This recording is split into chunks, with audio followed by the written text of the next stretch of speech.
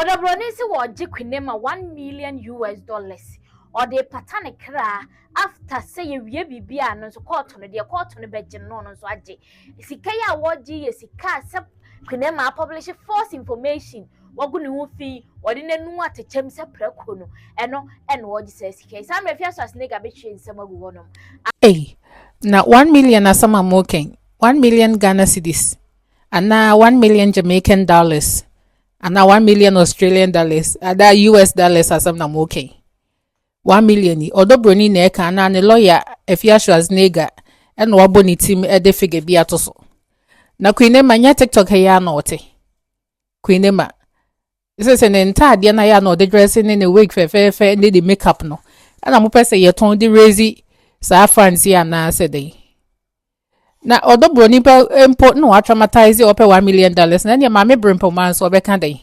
akosi ase wan so be kan dey Daddy Lumba man no kora omo ko yi na se a se omo se omo enhu omo papa funu no omo so ne sika ahe ne ye de be mo omo so Odo Broni e kora ono Afia Schwarzenegger se oneni kunu ene da sorry ye ena Daddy Lumba hododo no ena okọ bank hospital ena okoko wu ho ma wa mafie biem so Odo Broni no crown no ne Daddy Lumba da sorry ya na Daddy Lumba wu ye no so no kra pe 1 million na then ye send ye compensation no mo bejeje a mebi kwa kodru abusia panyi to pack ho am no so de bi adwodwo no bo because na sa $1 million asama ye ken judge ben ena de atoso because defamation se kokota ye judge na obetie complaint no any defense no or no decide compensation amount inti we no Odo Broni supporters and mo decide mo de 1 million nato so ana because amount a court no e de be ma kwinema so wontia no amount a ye de be ma ne se on fa njojo na koma ye hwe a sane kwinema agu nanima ase akwakodru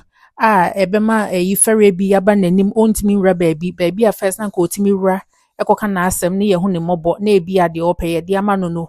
ensem a one na SS kwinema aka agu no so nti ontimi nyesa nti ontimi nyasa favors ni biem no eho ne ebehwe de ama no compensation amount no nti sa mo 1 million no mo measure ne se mususu ne sen na mo de make sa decision no because asama mo se kwinema eka yi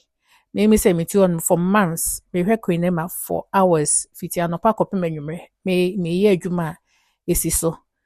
me community a esiso me bedru fi esiso se enye ye kase ya chi kwinema yi na me de mani to for ma me hwe ya me ko hu video ba ko pe eho no na kwinema nebo na koma sorry kakra na all kasa na anopa yo because on time bi akọ kasa ohwe ne kasa yi pa so kasa ko ba bi sa ya or correcting her or keeping herself in check. But one particular time we say no. Na no pie because na come aba. Inti no, mo meche ye mo se ne mo decide amount na mo si unchi and why.